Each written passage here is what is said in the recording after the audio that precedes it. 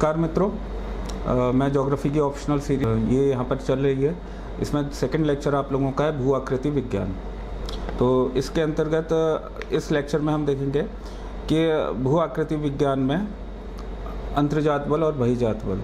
सबसे पहले अंतर्जात बल पे पूरा डिस्कशन हो जाएगा, फिर उसके बाद बहिर्जात बल हम यहाँ पे स्टार्ट करेंगे। भूगोल सीरीज पेपर 1 पार्ट 1 हमारा स्टार्ट चल रहा है। जियोमॉर्फोलॉजी भू आकृति विज्ञान। भू आकृति विज्ञान खुद में एक अपने आप में बड़ी यूनिट है और इसको हमें पूरा एक यूनिट पढ़ना है। पेपर 1 के अंदर ये पूरा पार्ट आता है। मेरा नाम गौरव दीक्षित है। मैंने 2 बार IAS का मेंस लिखा हुआ है और मेरी साइट gurujichela.com है, जो भी अभी कंस्ट्रक्शन में है। कंटेंट आज का रहेगा अंतर्जात बल। अंतर्जात बल कंटेंट हमारा रहेगा, मतलब कि पृथ्वी के अंदर के जो भी हमारे बल हैं उन सबको हमें यहाँ पे देखने को मिलेंगे। यहाँ पर हम स्टार्ट करते हैं। भूपटल पर परिवर्तनकारी बल, वह बल जो परिवर्तन करते हैं, किसको? भूपटल को परिवर्तन करते हैं। तो उसको हमने 2 तरीके में विभाजित किया हुआ है, एक अंतर्जात बल और दूसरा बहिर्जात बल। अंतर्जात बल को हम कहते हैं एंडोजेनेटिक फोर्सेस और बहिर्जात बल को हम कहते हैं एक्सोजेनेटिक फोर्सेस। अंतर्जात को हम कहेंगे शॉर्ट फॉर्म में अंदर वाले, मतलब पृथ्वी के अंदर वाले बल, और बहिर्जात को हम शॉर्ट फॉर्म में कहेंगे बाहर, पृथ्वी के ऊपर बाहर वाले बल। इन दोनों बल को दोबारा से विभाजित किया गया हुआ है। अंतर्जात बल 2 पार्ट में विभाजित होता है, एक आकस्मिक बल और दूसरा पटल विरूपणी बल। आकस्मिक बल वह बल होता है जो कि अपना प्रभाव तुरंत दिखाता है।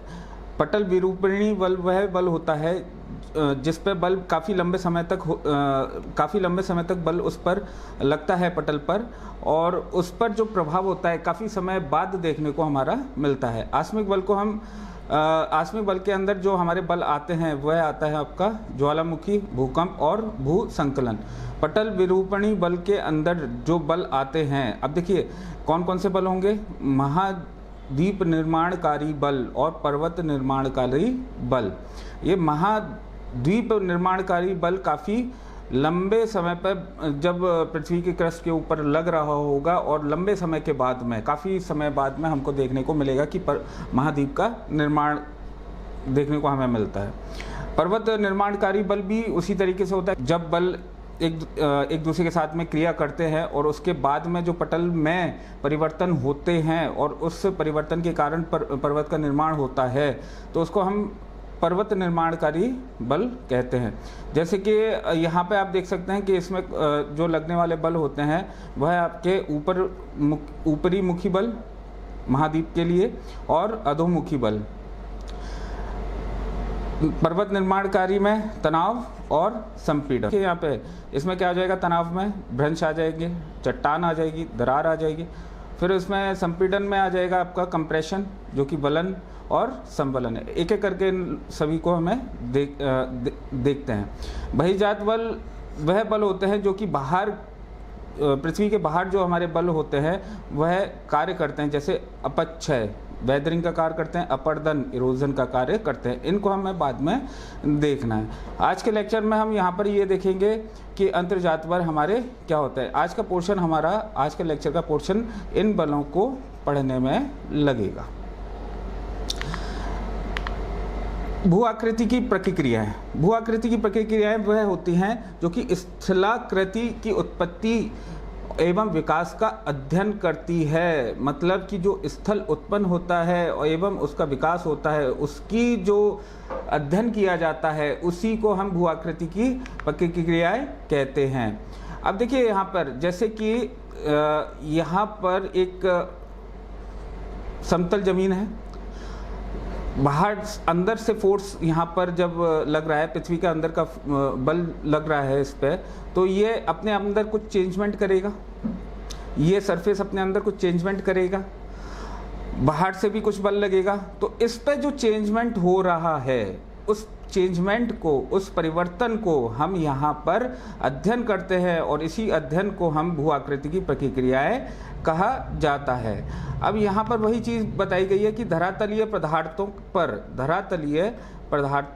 पर अंतर्जात बल एवं बहिर्जात बल द्वारा भौतिक एवं रासायनिक क्रिया के कारण भूपटल पर विकास में हुए परिवर्तन को भू-आकृति प्रतिक्रिया कहते हैं। मतलब ये धरातलीय पदार्थ है, इस पर जो अंतर्जात बल और बहिर्जात बल के द्वारा भौतिक एवं रासायनिक क्रिया का, सिंपल सी बात है, भौतिक और रासायनिक क्रिया दोनों होंगी ना, फिजिकल चेंजमेंट होगा, मतलब उसकी आकृति में परिवर्तन होगा, और रासायनिक जब आकृति में परिवर्तन होगा तो साथ साथ में उसके रासायनिक परिवर्तन भी देखने को मिलेगा।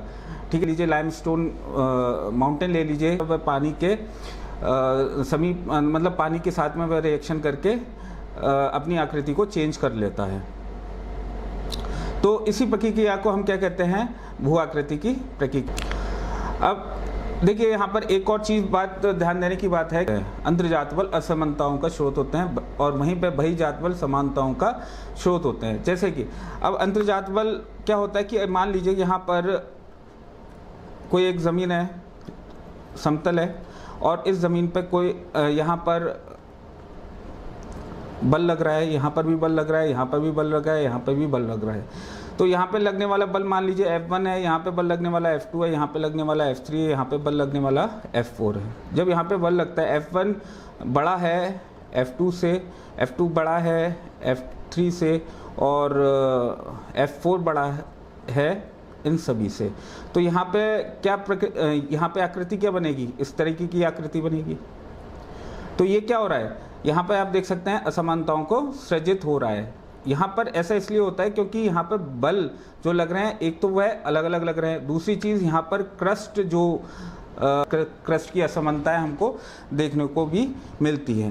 तो यहाँ पे हमें देखने को मिल रहा है कि ये जो आकृति बन रही है वह आपकी असमानताओं को सृजित कर रही है। ये वाली आकृति असमानताओं को सृजित कर रही है, और यहाँ पर जो बाहर वाले जो बल लगेंगे इन आकृति को समान रूप से लेके आने की कोशिश करेगा, इसलिए बाहर वाले बल समानताओं को सृजित करते हैं। अब स्थलाकृतियों को दो प्रमुख प्रकारों में विभाजित कर सकते हैं। प्रारंभिक भू आकृति मतलब जो कि अंदर के बलों द्वारा उत्पन्न होती है, उसी को हम प्रारंभिक भू आकृति कहते हैं। और क्रमिक भू आकृति वह होती है जो कि बहिर्जात बल और अंतर्जात बल दोनों की प्रक्रियाओं के थ्रू या प्रक्रियाओं द्वारा भू आकृति में रूपांतरण होता है, उसी को हम यहाँ पर क्रमिक भू आकृति कहते हैं। इसलिए दो प्रमुख प्रकारों में विभाजित हम स्थलाकृतियों को करते हैं। पृथ्वी के अंतर्जात बल, अब यहाँ पे हम पढ़ते हैं पृथ्वी के अंतर्जात बल। पृथ्वी के अंतर्जात बल आप लोगों को बता दिया कि पृथ्वी के अंदर की जो ऊर्जा होती है जब वह बाहर आती है तभी हम उसको अंतर्जात बल कहते हैं। इसमें इसके जो सोर्स होते हैं, इसके स्रोत जो होते हैं वो ये रेडियोधर्मी स्रोत होता है। रेडियोधर्मी, घूर्ण, ज्वारीय घर्षण।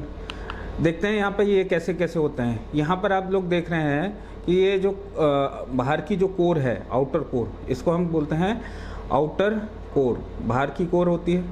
अब ये इसके कारण जन रेडियोधर्मी का उत्सर्जन होता है वह इसके कारण होता है।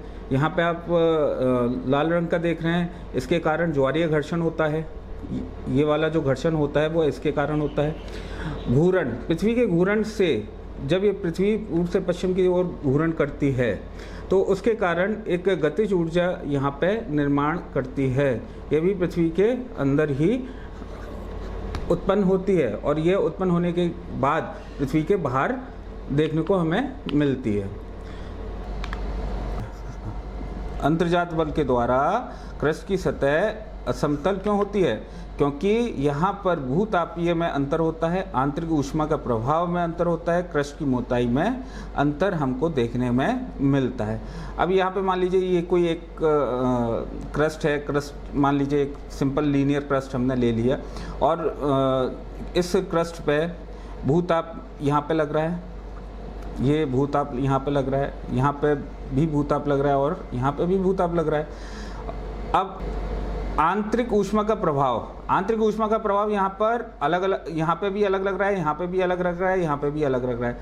यहाँ पे क्रस्ट की मोटाई इतनी है, यहाँ पे क्रस्ट की मोटाई इतनी है और यहाँ पे क्रस्ट की मोटाई और ज़्यादा है।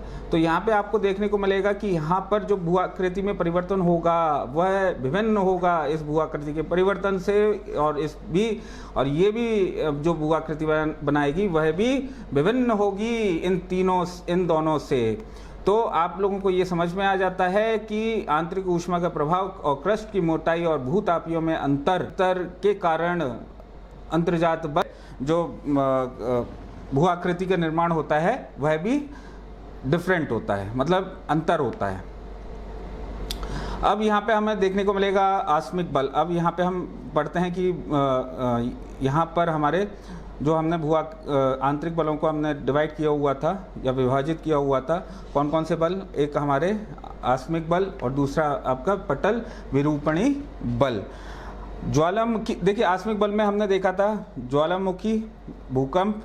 तो सबसे पहले हम देख लेते हैं ज्वालामुखी। कि मान लेते हैं कि ये पृथ्वी है, एक पृथ्वी की सतह है। यहाँ पर पृथ्वी की सतह के नीचे आप लोगों को पता है कि ये आपकी क्रस्ट है। इतना पोर्शन हम क्रस्ट में या भूपटल में विभाजित कर देते हैं। इसके नीचे का जो पोर्शन होता है वह आपका क्या होता है, एस्थेनोस्फीयर। ठीक है, एस्थेनोस्फीयर।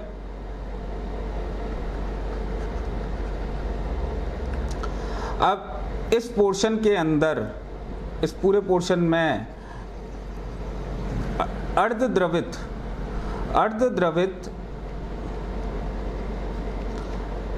क्या पाया जाता है, मैग्मा पाया जाता है। और ये जब मैग्मा, अर्धद्रवित मैग्मा पाया जाता है, और जब ये मैग्मा, इसका तापमान काफ़ी ज़्यादा हो जाता है, तो ये जो मैग्मा तापमान ज़्यादा होने के बाद में पृथ्वी के इस सतह से ऊपर जब निकलता है, पृथ्वी के ऊपर निकलता है, तो वह एक शंक्वाकार गुंबद बनाता है। और शंक्वाकार गुंबद बनाने के बाद में जब लावा यहाँ से फ्लो होता है, तो यहाँ पर आप देख सकते हैं कि एक निर्माण करता है भू आकृति की, भू आकृति का निर्माण करता है, एक नया भू आकृति का निर्माण होता है। ठीक है, तो ये एस्थेनोस्फीयर है। इसके कारण यहाँ पर ये एस्थेनोस्फीयर, और इसके कारण अर्धद्रवित मैग्मा होता है। और जब ये मैग्मा काफ़ी गर्म हो जाता है तो ये लावा का रूप ले लेता है, और ये लावा जो है बाहर निकलता है, तभी हम उसको लावा कहते हैं। जब बाहर निकलता है तो एक अलग तरीके की आकृति बनाता है, और ये जो आकृति होती है वह आस्मिक होती है। सडन फोर्स, मतलब आस्मिक में हम देख सकते हैं इसको कि तुरंत इसका प्रभाव देखने को हमें मिल जाता है। ये वीडियो है, देख लेते हैं इसको। ये लावा है, सॉरी मैग्मा है।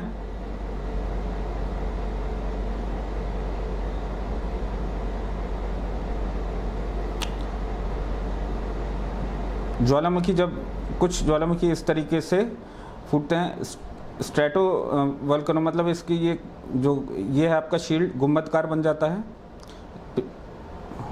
ये वाला कालरेडास है, जो कि इसके जो बीच का गोला है काफ़ी बड़ा होता है। मिड ओशनिक रिज है, मतलब बीच में, समुद्र के बीच में यहाँ पे ज्वालामुखी देखने को मिलता है। इस तरीके के ज्वालामुखी होते हैं, सक्रिय होते हैं ज्वालामुखी, जिससे कि यहाँ पे सल्फर की गैस काफ़ी बड़ा बादल बना लेती है। फिर मैंने आप लोगों को बताया था कि ये आउटर कोर है, आउटर कोर से जो गर्मी निकल रही है उससे हमारा मैग्मा का क्रिएशन होता है। और अर्धद्रवित चट्टानें भी जब एक दूसरे के साथ में पिघलती हैं तो मैग्मा का निर्माण करती है। और जब ये मैग्मा का निर्माण करती हैं तो मैग्मा जब काफ़ी ज़्यादा ताप उसका बढ़ जाता है तो ऊपर उठने की कोशिश करता है। इस तरीके से उठता है कि वह अपनी वेंट, ये इसकी वेंट है, और वेंट से ऊपर धीरे धीरे मैग्मा जाता है, और जब वह बाहर आता है तो इस तरीके से लावा बाहर निकलता है। ये देख रहे हैं, बड़े शांतिपूर्वक लावा निकल रहा है। कहीं पे विस्फोटक हो सकता है लावा, और इसका टेम्परेचर लगभग 2000 डिग्री फ़ारेनहाइट है। जब सल्फ़र की मात्रा ज़्यादा होती है तो इस तरीके से लावा मैग्मा अपना बाहर उत्सर्जित होता है और सल्फ़र का बहुत बड़े एक बादल बना लेते हैं। यहाँ पे सल्फ़र के बादल बहुत ज़्यादा होते हैं। अगर सल्फ़र की मात्रा कम होती है तो वहाँ पे शांतिपूर्वक लावा निकलता रहता है। यहाँ पे भी देख सकते हैं किस तरीके का वोल्केनो द्वारा बादल बनाए जा रहे हैं, किस तरीके से धुआं निकल रहे हैं। यहाँ पे मिड ओशनिक रिज में आप देख सकते हैं ये कालरेडा में दिखाई दे रहे हैं। तो यहाँ पे आप लोगों ने देखा कि किस तरीके से वोल्केनिक की प्रक्रिया यहाँ पर हो रही है। भूकंप क्या होते हैं? जब चट्टानें, जब प्लेट एक दूसरे के साथ में विस्थापित होती है, ठीक है, जब प्लेट एक दूसरे के साथ में विस्थापित होती है, क्रस्ट एक दूसरे के साथ में नीचे विस्थापित होता है, तब वहाँ पर अपनी ऊर्जा का क्या कर देता है? अपनी ऊर्जा छोड़ता है। और जब ये ऊर्जा छोड़ता है, किस रूप में छोड़ता है? किसके रूप में छोड़ता है? तरंग के रूप में छोड़ता है, वेव्स के रूप में छोड़ता है। और वह ऊर्जा क्रस्ट पे आती है, अर्थ सरफेस पे आती है, पटल पे आती है, पृथ्वी की पटल पे आती है, और वह पटल पे आने के बाद कंपन पैदा करती है, और इसी कंपन को हम कहते हैं भूकंप। ठीक है, ये जो भूकंप होता है वो भूकंप किससे रिलेटेड होता है? विवर्तनिक प्लेट के सीमाओं से संबंधित होता है, और भ्रंश के सहारे आंतरिक ऊर्जा मुक्त होती है। ठीक है, यही हमारा भूकंप होता है। ये भी आंतरिक ऊर्जा होती है अर्थ की, पृथ्वी की आंतरिक ऊर्जा में इसको भी लिया जाता है। यहाँ पे देख सकते हैं एक किस तरीके का भूकंप आते हैं। यहाँ पर आप देख रहे हैं नीचे लाल रंग का पोर्शन है, वेव्स के फॉर्म में निकल रही थी। इसके द्वारा जो एकदम से प्रतिक्रिया इसकी देखने को मिल जाती है, जैसे कि क्रैक्स है, मतलब भ्रंश हो रहे हैं वहाँ पे, ज़मीन है वह एक दूसरे से अलग हो रही हैं। तो यहाँ पे परिवर्तन हमें देखने को जैसे ही उत्पन्न बल होता है, और बल उत्पन्न होने के बाद में उसका जो परिणाम होता है, तुरंत परिणाम हमको देखने को मिलता है, और उसी को हम आस्मिक बल कहते हैं। ये हमारे आस्मिक बल थे। अब हम आगे बढ़ते हैं। पटल विरूपणी बल, ठीक है, वह बल जो पटल में परिवर्तन करता है उसी को हम कहते हैं पटल विरूपणी बल। देखते हैं तो क्या होता है। अच्छा देखिए, पटल विरूपणी का बल कहाँ लगेगा? क्रस्ट। ये क्रस्ट का क्या करेगा? क्रस्ट का निर्माण करेगा। दूसरा, संचालित करेगा या विस्थापन करेगा। तीसरा उत्थापित करेगा।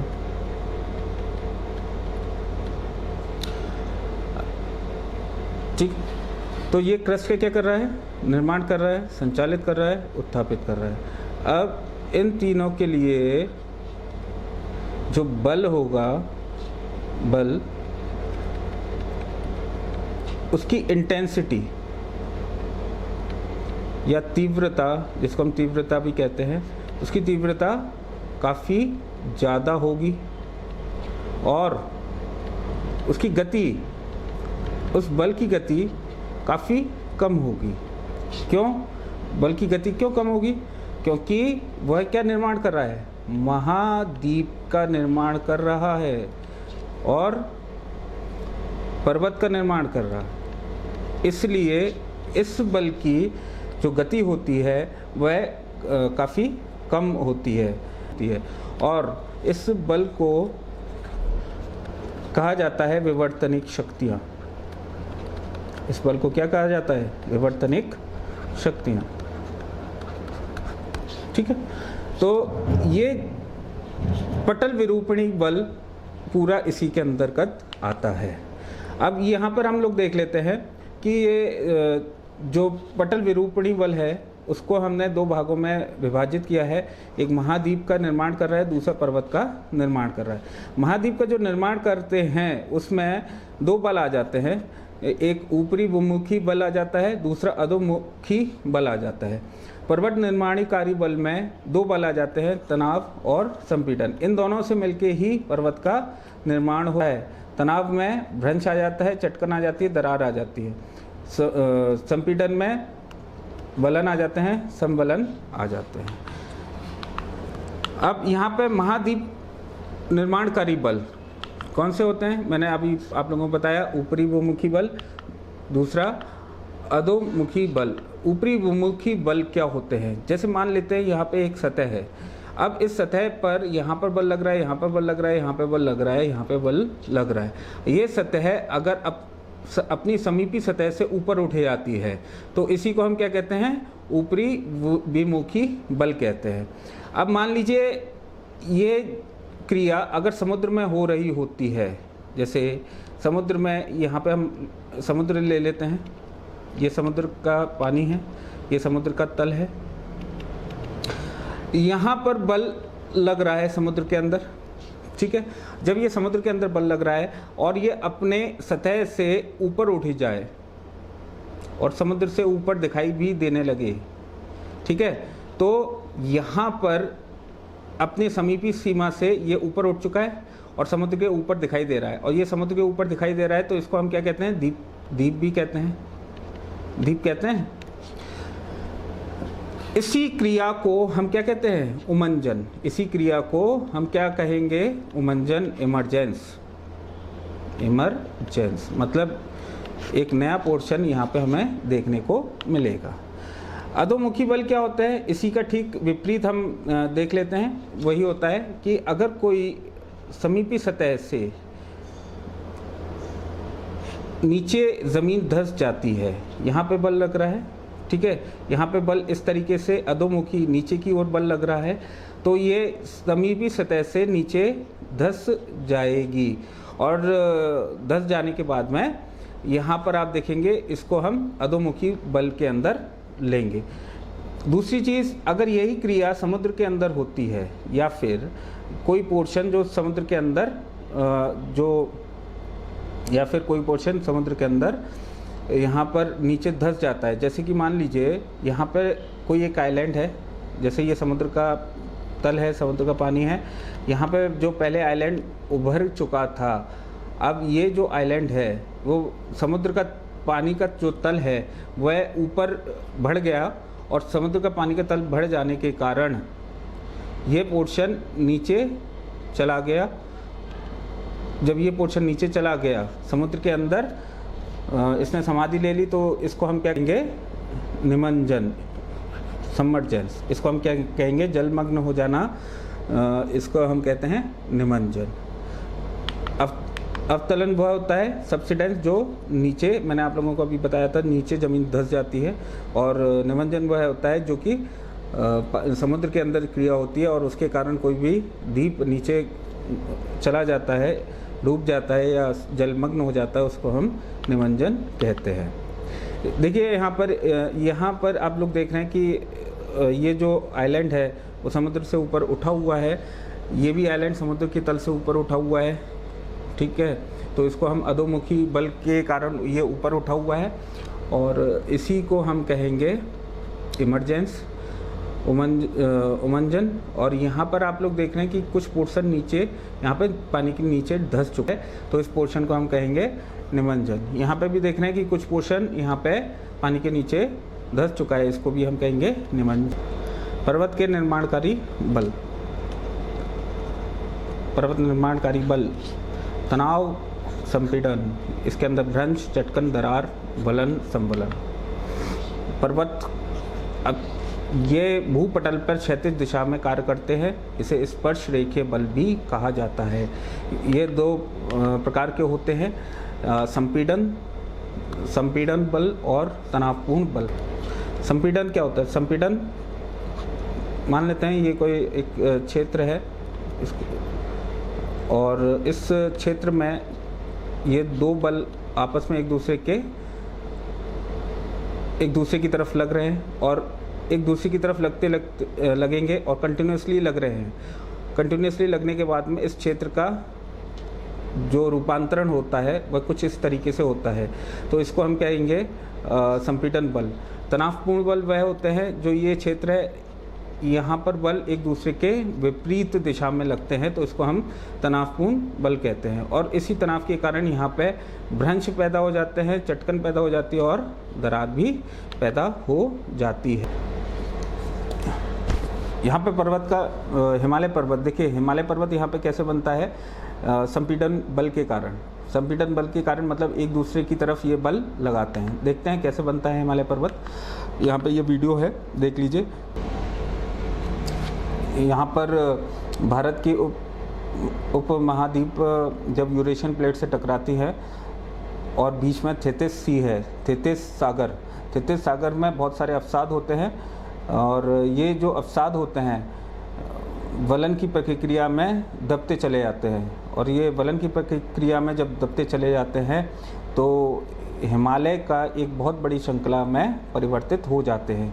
यहाँ पे बीच में देख रहे हैं थेतिस सागर बिल्कुल ख़त्म हो गया और उसका जो भी अवसाद, बहुत सारे अवसाद एक दूसरे के साथ में कंप्रेस होते हैं, संपीड़न होते हैं और उसी संपीड़न के कारण यहाँ पर आपको हिमालय की श्रेणी देखने को मिलेगी। यहाँ पर देखिए किस तरीके से हिमालय की श्रेणी यहाँ पर विकसित होती है।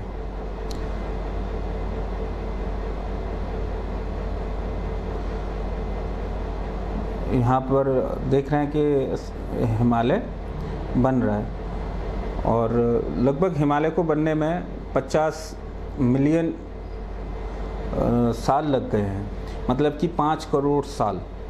आज से 5 करोड़ साल, जो कि वर्तमान की स्थिति आप लोग देख रहे हैं, 5 करोड़ साल पहले से हिमालय का निर्माण चालू हो रहा है और आज भी हिमालय अपनी ऊंचाई को बढ़ाता जा रहा है। और ये सब संपीड़न बल के कारण ही संभव हो सका है।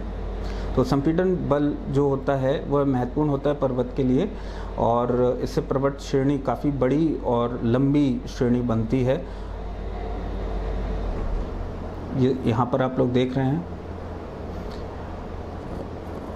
ये जो वलन जो अवसाद थे, अवसाद से संपीड़न की क्रिया से इतने ज़्यादा कंप्रेस होने के बाद में क्रिस्टल के फॉर्म ले लेते हैं जो कि आसानी से टूटते नहीं हैं।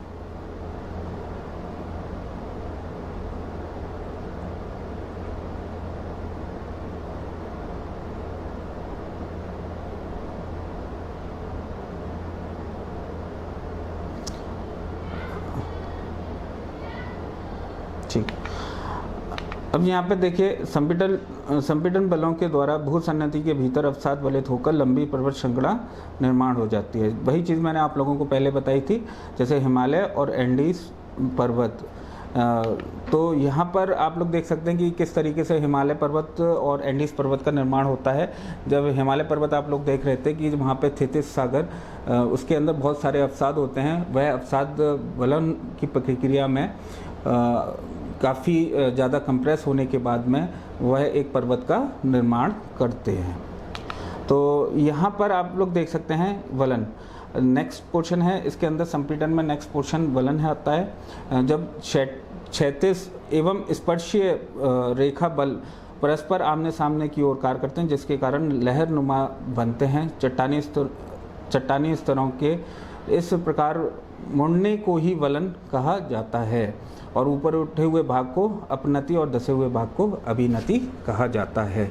जैसे कि एक एग्जांपल अगर हम देख लेते हैं कि यहाँ पर कभी आप लोगों ने आटा गूंदा होगा या नहीं गूंदा होगा, लेकिन देखा जरूर होगा आटा गूंदते हुए। जब आप आटे को इस तरीके से रख लेंगे और यहाँ पे बल लगाएंगे, हाथों से बल लगाइएगा तो एक दूसरे के फोर्स लगेगा वो एक दूसरे के सामने लगेगा। तो उससे यहाँ पर आप देखेंगे कि जो आकृति बनेगी वो कुछ इस तरीके की आकृति बनेगी। तो ये जो आकृति बनाती है वलन में वह लहरनुमा बनाती है। अब ये जो ऊपर वाला जो पोर्शन होता है इसी को हम कहते हैं अपनति और जो धसा हुआ पोर्शन होता है उसको हम कहते हैं अभिनति। ये वाला जो पोर्शन आप लोग देख रहे हैं इसको हम कहेंगे अभिनति। यही चीज़ डायग्राम में दिखाई गई है, अपनति और अभिनति। अब यहाँ पे पर्वत के निर्माणकारी बल, अभी तक हम लोगों ने यहाँ पे देखा था पटल विरूपणी में महाद्वीपीय निर्माणकारी बल। अब हम देखेंगे पर्वत के निर्माणकारी बल। पर्वत के निर्माणकारी बल क्या होते हैं। देखिए, पर्वत के निर्माणकारी बल वह होते हैं जैसे कि तनाव और संपीड़न। तनाव और संपीड़न के कारण पर्वत का निर्माण होता है। कैसे होता है देखते हैं। और तनाव से ही उत्पन्न होता है भ्रंश, चट्टान, दरार, और संपीड़न से ही उत्पन्न होता है वलन और समवलन। पर्वत के निर्माणकारी बल यह भूपटल पर क्षैतिज दिशा में कार्य करते हैं। ये पहली बात ध्यान देने वाली बात यह है कि ये भूपटल पर क्षैतिज दिशा में कार्य करते हैं। मतलब ये आपकी भूपटल है तो इसी दिशा में ये कार्य कर रहे हैं। अतः इसे स्पर्श रेखीय बल भी कहा जाता है। ठीक है, इसको क्या कहा जाता है? टेंजेंशियल फोर्स भी कहा जाता है। अब जैसे मान लीजिए यहाँ पर है एक प्लेट है और यहाँ पर आपकी दूसरी प्लेट है। अब ये प्लेट एक फॉल्ट होने के बाद में एक दूसरे के अपोजिट यानी एक दूसरे के विपरीत अगर खिसक रही है तो ये इसके लिए क्या बन जाएगा? स्पर्श रेखीय बल बन जाएगा। इसी को हम क्या कहेंगे? टेंजेंशियल फोर्स कहेंगे। अब देखते हैं यहाँ पे हमारे कौन कौन से बल हैं। यहाँ पे तनावपूर्ण बल। तनावपूर्ण बल वह होते हैं जो कि एक दूसरे के विपरीत लगते हैं। जब परस्पर विपरीत दिशाओं में दोनों बल काम करते हैं तो उस स्थिति में तनावपूर्ण बल लगता है और इस बल के कारण भ्रंश पैदा होता है और भ्रंश के साथ साथ दरार और चटकनें भी पैदा होती हैं। ठीक है, ये यहाँ पर आप देख रहे हैं विपरीत दिशा में बल, ये कट जाएगा, यहाँ पे चटकन पैदा हो जाएगी, भ्रंश पैदा हो जाएगा, दरार पैदा हो जाएगी। अच्छा, संपीड़न में क्या होता है? ये एक दूसरे के सामने बल लगाते हैं तो क्या होगा? इस तरीके का यहाँ पर वलन पर्वत का निर्माण करते जाते हैं। वलन या संवलन पर्वत का निर्माण करते चले जाते हैं। जैसे कि हिमालय पर्वत। हिमालय पर्वत किससे बना है? वलन पर्वत। इसको हम वलन पर्वत भी कहते हैं। एंडीज पर्वत, एंडीज पर्वत को भी वलन पर्वत कहा जाता है। और ये संपीड़न बल से हमेशा याद रखिएगा लंबी रेंज बनती है पर्वतों की संपीड़न से। किस तरीके से हिमालय का निर्माण हुआ था ये देख सकते हैं। ये संपीड़न के कारण एक दूसरे के, देखिए भारत का उपमहाद्वीप जब यूरेशिया प्लेट से टकरा रहा है, ये आपका उपमहाद्वीप है, नीचे वाला ऊपर वाला यूरेशिया है, ये टकरा रहा है और बीच में आप नदी देख रहे हैं, ये जियो सिंक्लाइन बना रही है। ठीक है, इसमें अवसाद होंगे नदी के। अब ये नदी के अवसाद होने के बाद ये नदी के अवसाद कंप्रेस होते चले जाएंगे।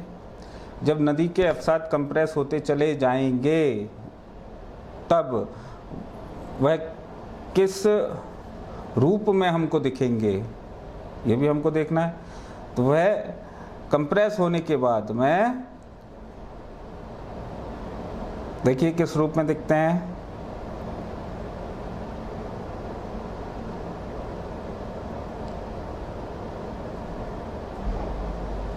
ये देखिए इस रूप में हमको देखने को मिलेंगे। ये पर्वत बना रहे हैं ना, नदी के क्या है ये सब? नदी के ज़्यादातर अवसाद ही है। और जब नदी के ज़्यादातर अवसाद हैं और ये बड़ी रेंज बनाते हुए चलेंगे, बड़ी रेंज, और इसलिए हिमालय की काफ़ी बड़ी रेंज है।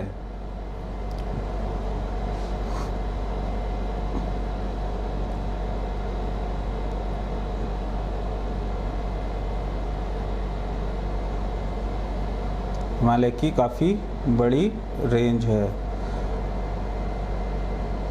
और ये अवसाद इतने ज़्यादा कंप्रेस हो जाते हैं, इतना ज़्यादा उनके बीच में कंप्रेशन लगता है कि वह क्रिस्टल के फॉर्म में ले लेते हैं, क्रिस्टल के एक रूप में परिवर्तित हो जाते हैं, काफ़ी मजबूत हो जाते हैं, जो टूटते नहीं हैं। इनके द्वारा एक महत्वपूर्ण श्रृंखला यहाँ पे बनती है जिसे हम हिमालय कहते हैं। एक के बाद एक बार बृहद हिमालय का निर्माण हुआ, फिर उसके बाद मध्य हिमालय का निर्माण होता है, फिर उसके बाद शिवालिक हिमालय का निर्माण होता है। भू आकृति पर विभिन्न आकार, विस्तार एवं झुकाव वाले होते हैं। विभिन्न आकार, विस्तार एवं झुकाव वाले होते हैं। देख लीजिए कैसे होते हैं, क्योंकि देखिए संपीड़न की गति मान लेते हैं, संपीड़न की गति हमारी कितनी है v1, ठीक है। दिशा मान लेते हैं d1, तीव्रता इंटेंसिटी मान लेते हैं i1, फिर उसके बाद एक दूसरी जगह पे भी संपीड़न लग रहा होगा, उसको हम मान लेते हैं v2, दिशा मान लेते हैं d2 और इसको मान लेते हैं i3। इसी तरीके से तीसरी जगह पे दिशा v3 हो जाएगी, फिर डायरेक्शन और d3 हो जाएगा, इंटेंसिटी आपकी तीव्रता i3 हो जाएगी। अभी ये देखिए यहाँ पे बहुत अच्छी बात है कि देखिए यहाँ पर ये जो बल और ये जो बल और ये v3, d3, i3 एक दूसरे से बिल्कुल अलग है। जब ये तीनों एक दूसरे से अलग हैं तो आप मुझे बताइए कि इन तीनों का प्रोडक्ट कैसा बनेगा। इन तीनों का प्रोडक्ट इन तीनों से कैसा होगा, तीनों से अलग होगा। मतलब ये तीनों अलग अलग प्रोडक्ट बनाएंगे, मतलब कि अलग अलग अपनी आकार बनाएंगे, विभिन्न आकार बनाएंगे, विस्तार भी इनका विभिन्न होगा और झुकाव भी इनका विभिन्न होगा। और प्रत्येक वलन के दोनों ओर वाले भागों को हम क्या कहते हैं, हम क्या कहते हैं, प्रत्येक अलग अलग जो उनकी भुजाएं होती है उनको हम कहते हैं लिम्स। जैसे ये वाली भुजाएं है ना, इस भुजा को और इस भुजा को हम क्या कहेंगे, लिम्स, ठीक है। दोनों वलन की भुजाएं लिम्स कहते हैं। अब चलिए नेक्स्ट पढ़ते हैं इसमें। और यहाँ पे हम लोगों को एक बात को सीखने को मिल गई कि जब गति, दिशा और इंटेंसिटी में अगर अंतर होता है तो यहाँ पर विभिन्न आकार, विस्तार और झुकाव भी अलग अलग होगा। अब वलन के प्रकार देख लीजिए। वलन के प्रकार क्या होते हैं, वलन के प्रकार होते हैं सममिति वलन, सिमेट्रिकल फोल्ड, पहला सममिति वलन, दूसरा असम्मतित वलन, तीसरा एकद विग्रत वलन, चौथा सम्मत वलन, पांचवा परिवलित वलन,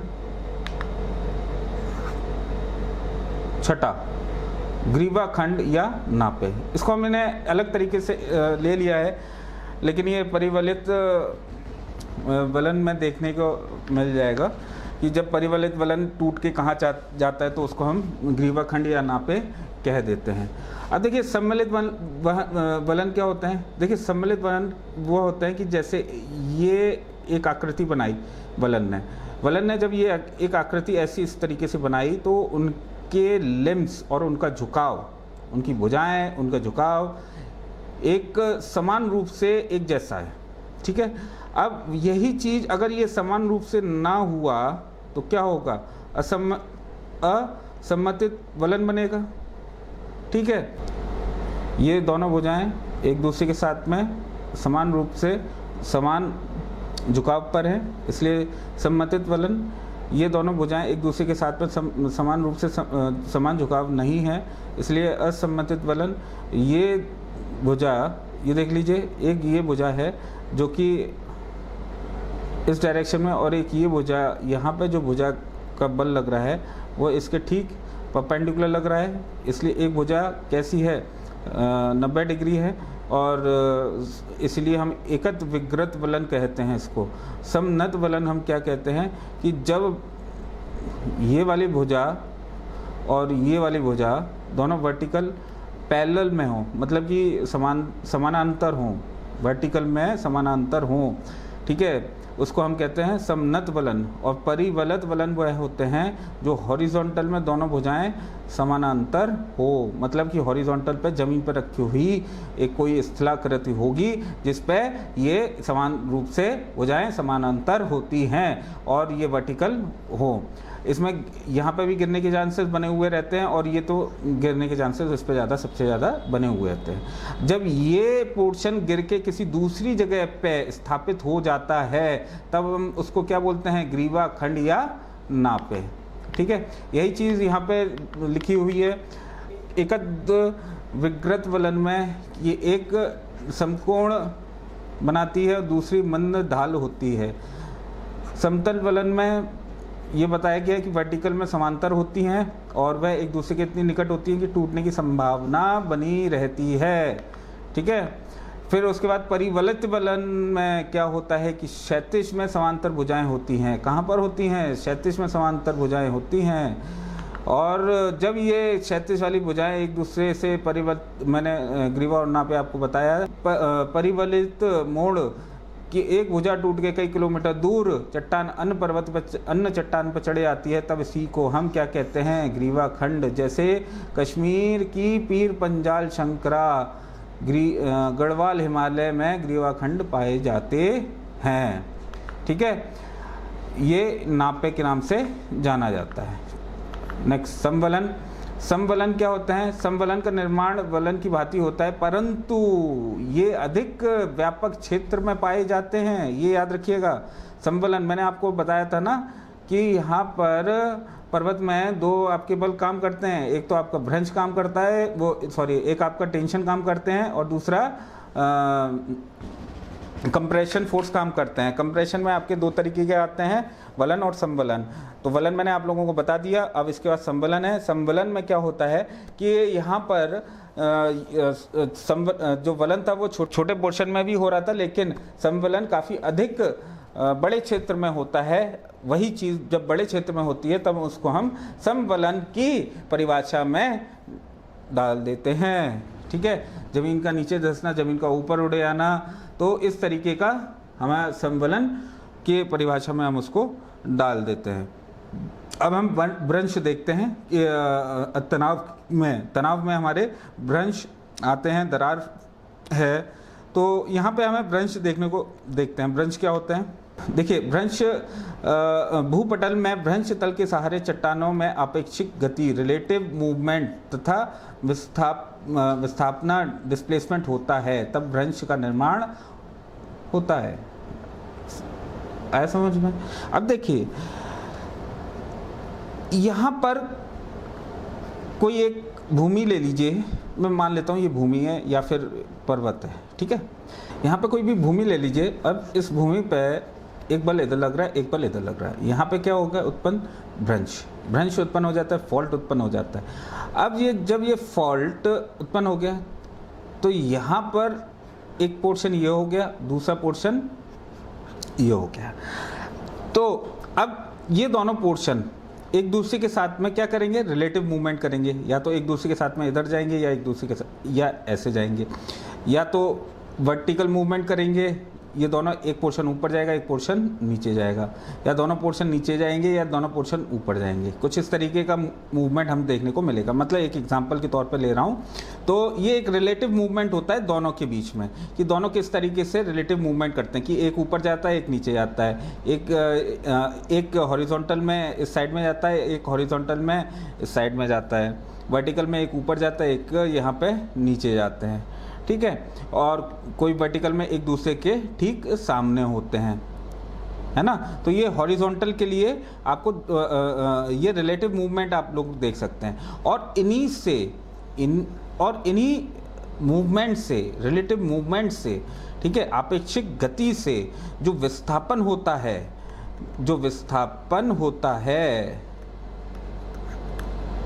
तब हमारा भ्रंश का निर्माण होता है।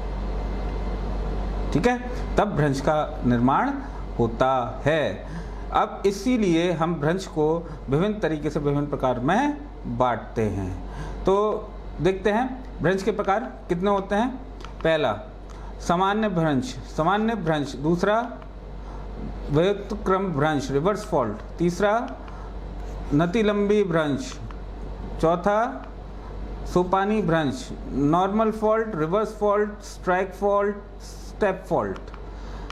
नॉर्मल फॉल्ट यहाँ पे आप लोगों को देखने को मिलेगा। ये देखिए, एक दूसरे के विपरीत, लेकिन मूवमेंट कैसी है? रिलेटिव मूवमेंट, वर्टिकल है। एक दूसरे के सामने, रिवर्स फॉल्ट में एक दूसरे के सामने है, लेकिन मूवमेंट कैसी है? रिलेटिव। कैसी है? वर्टिकल। फिर उसके बाद यहाँ पर आपको देख सकते हैं कि रिलेटिव मूवमेंट कैसी है, हॉरिजॉन्टल। इसी को हम कहते हैं स्ट्राइक स्लिप फॉल्ट, इसको रिवर्स फॉल्ट और इसको नॉर्मल फॉल्ट। मैंने आप लोगों को बताया था कि सामान्य फॉल्ट, व्युत्क्रम फॉल्ट, नतिलंबी फॉल्ट, यही हो गया समान फॉल्ट, व्युत्क्रम फॉल्ट, नतिलंबी फॉल्ट, ठीक है। और ये हो गया स्टेप फॉल्ट। स्टेप फॉल्ट में क्या होता है कि पहले यहाँ पे भ्रंश होता है, भ्रंश होने के बाद ये नीचे चला जाता है, फिर उसके बाद यहाँ पे भ्रंश होता है, यहाँ पे भ्रंश होता है, भ्रंश होने के बाद में ये पोर्शन नीचे चले जाता है, फिर यहाँ पे भ्रंश होता है, ये पोर्शन फिर नीचे चले जाता है। इस तरीके से आप देखेंगे कि सीढ़ी नुमा एक आकार बनाते हुए चलता है और इसी आकार को हम स्टेप फॉल्ट में डाल देते हैं। अब सामान्य भ्रंश क्या होता है? सामान्य भ्रंश वह होता है जब, सिंपल सी बात है कि बल एक दूसरे के विपरीत लगते हैं, तनाव के कारण बल क्या होगा, एक दूसरे के विपरीत होगा, पहली चीज। और ये जो बल एक दूसरे के साथ में विपरीत रहते हैं और ये सक्रिय रहे, आगे ये सक्रिय रहते हैं, तो ये क्या बनाते हैं, भ्रंश रेखा बना लेते हैं। अब भ्रंश रेखा के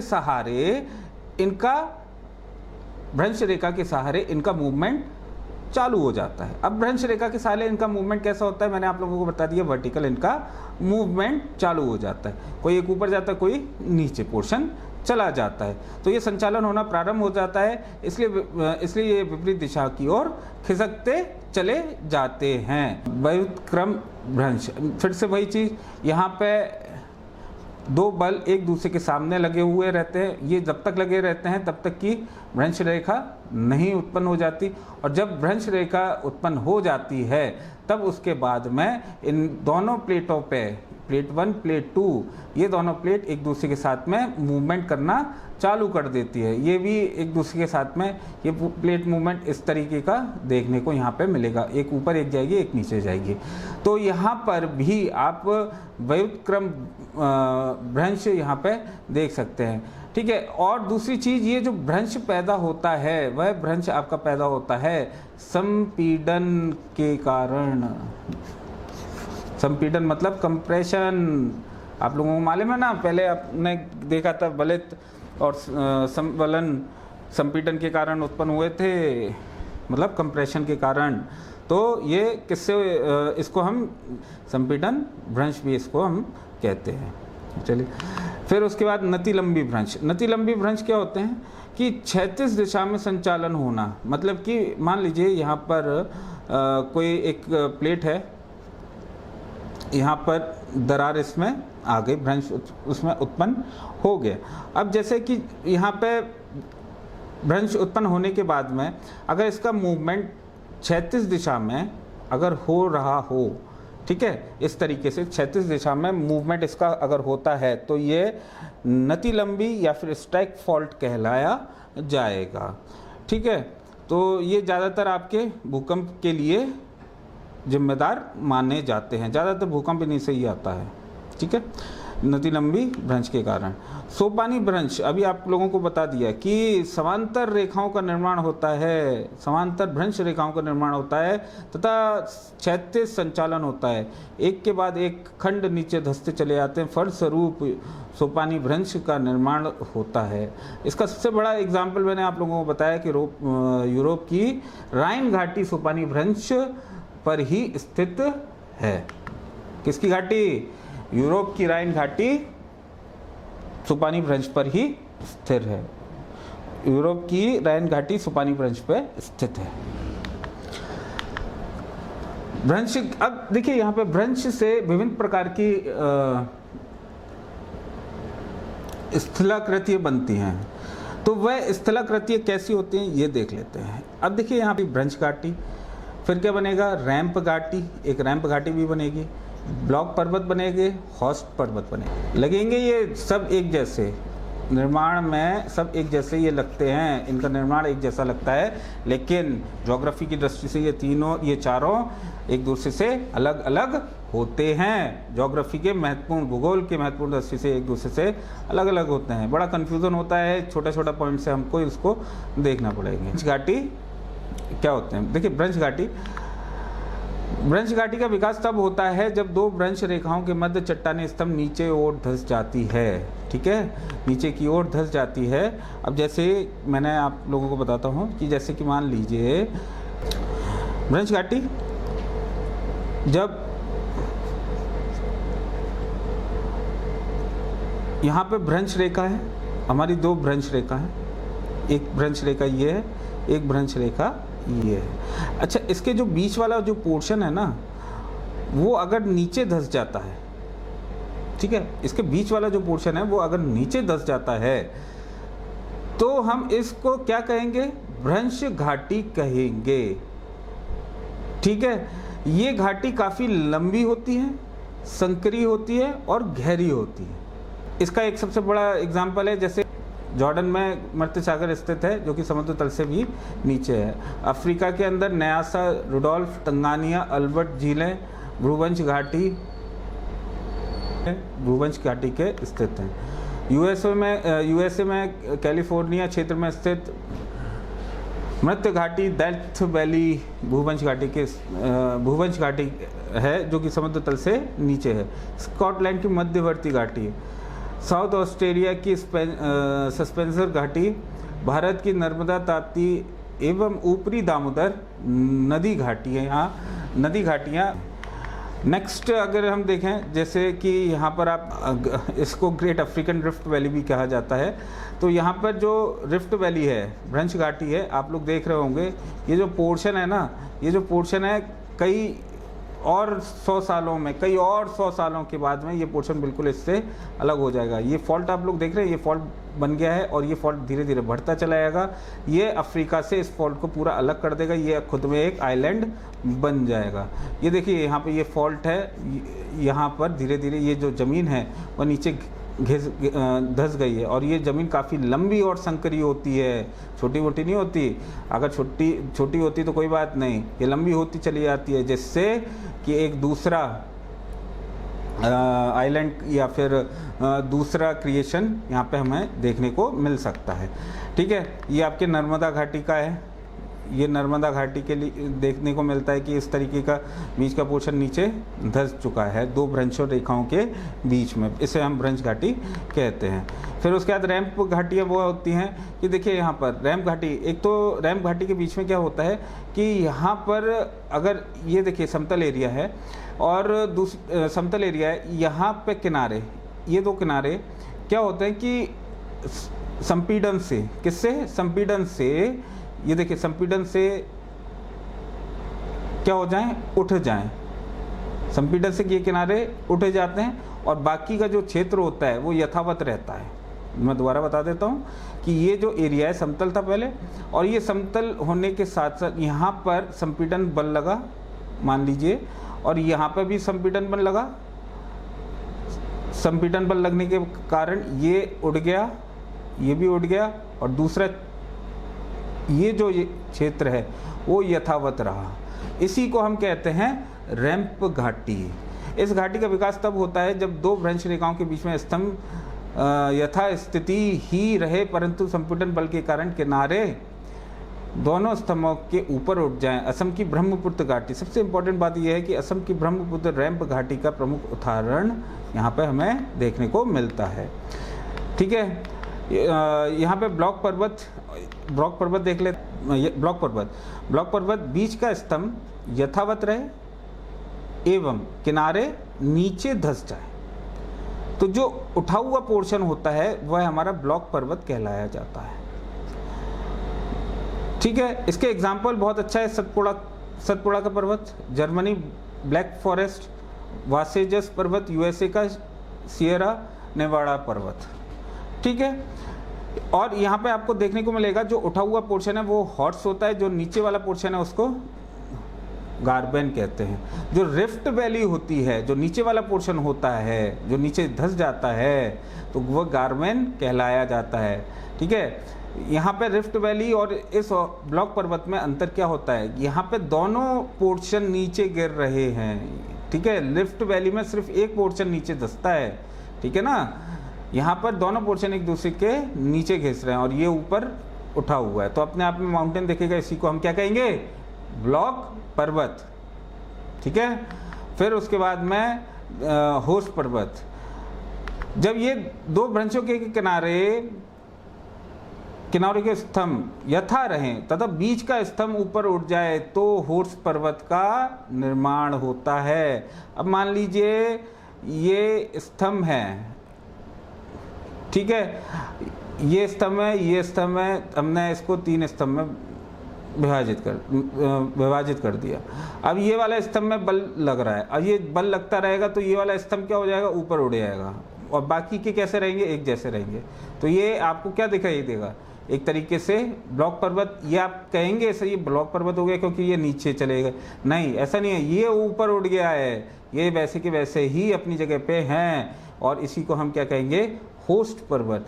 जर्मनी का हार्ज पर्वत इस प्रकार का प्रमुख उदाहरण है। भ्रंश घाटी व रैंप घाटी एवं, मैंने फिर वही आपसे कहा था कि भ्रंश घाटी रैंप घाटी, ये देखिए भ्रंश घाटी रैंप घाटी, ब्लॉक पर्वत, होस्ट पर्वत प्राय एक से प्रतीत होते हैं, परंतु भू संचलन की दृष्टि से ये अलग अलग होते हैं, अलग अलग परिणाम होते हैं।